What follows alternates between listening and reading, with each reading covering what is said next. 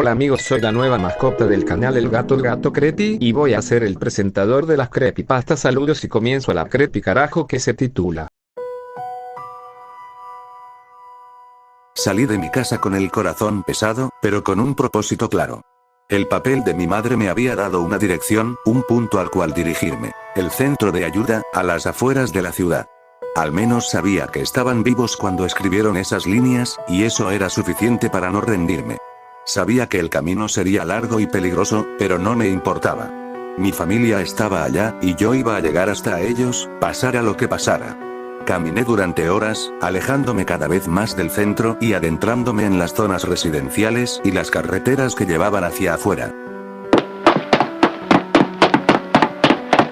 La ciudad se sentía diferente aquí. Había menos edificios altos, más casas con jardines, calles más amplias, pero el desastre era igual de evidente.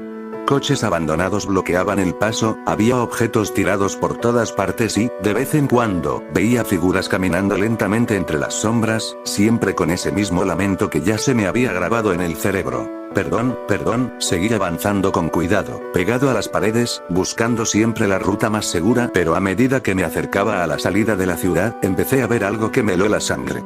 Había restos, señales de que mucha gente había pasado por aquí antes que yo. Maletas rotas, ropa tirada, objetos personales que la gente había dejado atrás al huir. Y lo peor de todo, marcas de sangre.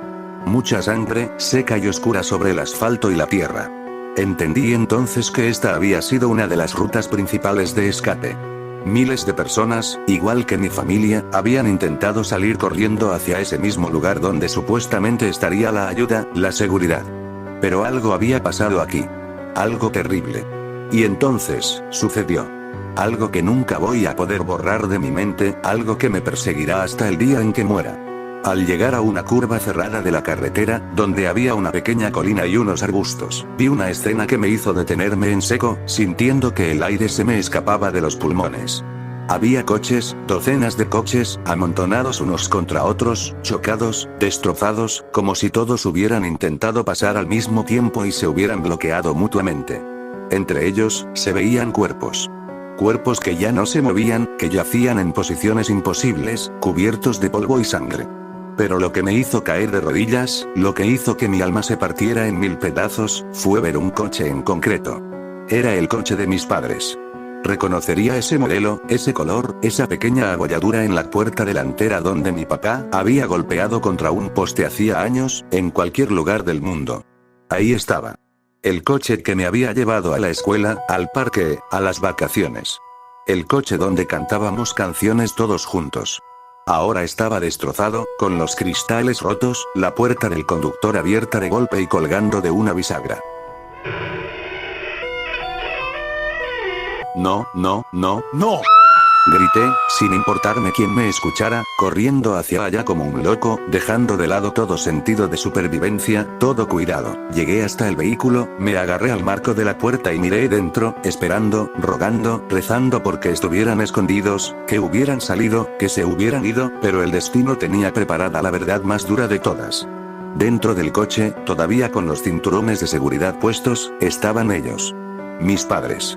Mi papá estaba al volante, inclinado hacia adelante, con una herida terrible en la cabeza, los ojos cerrados. Mi mamá estaba a su lado, girada hacia el asiento de atrás, con los brazos extendidos, protegiendo algo que ya no estaba ahí. No se habían convertido en esas cosas, no tenían la piel pálida ni los ojos blancos. Estaban muertos. Habían muerto por el impacto, o quizás por algo peor, pero lo que me destrozó fue ver el asiento trasero. Los asientos donde siempre iban mis hermanos. Estaban vacíos. Pero no estaban vacíos por orden. Había señales de lucha, rasgaduras en la tela, manchas de sangre, y las puertas traseras también estaban abiertas y entonces, lo vi en el suelo, justo al lado de la rueda trasera, medio pisado, sucio y roto. Era el muñeco de peluche de mi hermano pequeño. Ese conejo blanco que nunca soltaba, que llevaba a todos lados. Me dejé caer al suelo, llorando, gritando su nombre, el nombre de mis padres, el de mis hermanos. ¿Qué había pasado aquí? La imagen se armó en mi cabeza, dolorosa y clara como el agua. Ellos habían salido de casa, tal como decía la nota. Habían agarrado a mis hermanos, habían subido al coche y habían intentado llegar al punto de encuentro, buscando seguridad, buscando salvarse. Pero al llegar aquí, con miles de personas haciendo lo mismo, el caos se desató. Quizás los infectados llegaron corriendo entre los coches, saltando encima de la gente, entrando por las ventanas. Mis padres, valientes hasta el final, habían intentado proteger a sus hijos. Mi papá probablemente intentó abrirse paso, escapar, pero el coche quedó atrapado. Mi mamá, como siempre, se había puesto delante de ellos para cubrirlos. Pero, ¿qué pasó después? ¿Cómo murieron ellos y mis hermanos no estaban? ¿Se los habían llevado? ¿Los habían arrancado de los brazos de mi madre? ¿O habían logrado escapar? ¿Habían salido corriendo mientras sus padres daban la vida para detener a los monstruos? Miré alrededor, entre los arbustos y los coches destrozados, buscando cualquier rastro, cualquier señal. Y ahí, entre el barro y la sangre, vi unas huellas pequeñas, de pies descalzos, alejándose del vehículo y adentrándose hacia la zona de campo y matorrales que había al lado de la carretera.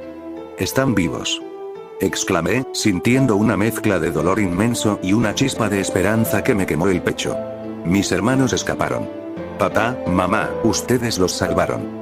Los protegieron hasta el final. Me acerqué de nuevo al coche, mirando los rostros de mis padres, ahora pálidos y fríos, pero con una expresión que ya no era de miedo, sino de paz extraña, como si hubieran cumplido su última misión en la vida. Gracias, susurré, tocando la mano de mi mamá a través de la ventana rota. Gracias por salvarlos. Yo los encontraré. Les juro que los encontraré.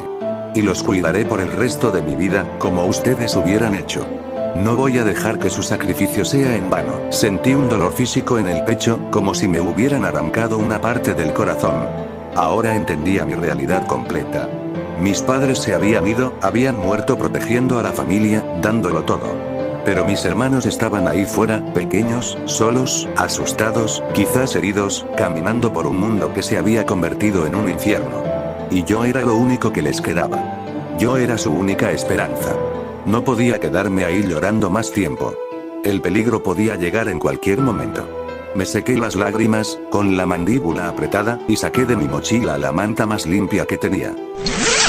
Con mucho cuidado, con todo el respeto y el amor del mundo, cubrí los cuerpos de mis padres, protegiéndolos de la vista, del polvo y de lo que fuera que pudiera rondar por ahí. Descansen en paz, dije, mirando al cielo, ese cielo roto y extraño que había causado todo esto. Ya no tienen que pedir perdón por nada. Ustedes fueron los mejores. Justo al mirar hacia arriba, vi algo que me hizo estremecerme aún más. No eran las luces de antes, ni las grietas. Pero el sol parecía estar en una posición equivocada, y las sombras de los coches y los árboles se alargaban de una forma extraña, cambiando de longitud y dirección en cuestión de segundos, como si el sol se moviera rápido hacia atrás y hacia adelante.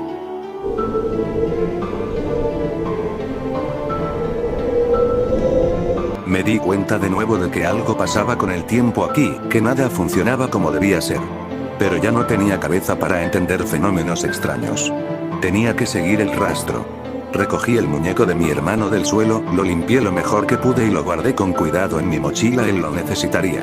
Me levanté, miré una vez más el coche, mi pasado, mi vida anterior, todo lo que había perdido, y luego giré la cabeza hacia los matorrales, hacia el camino que habían tomado mis hermanos. Ahora mi misión era diferente.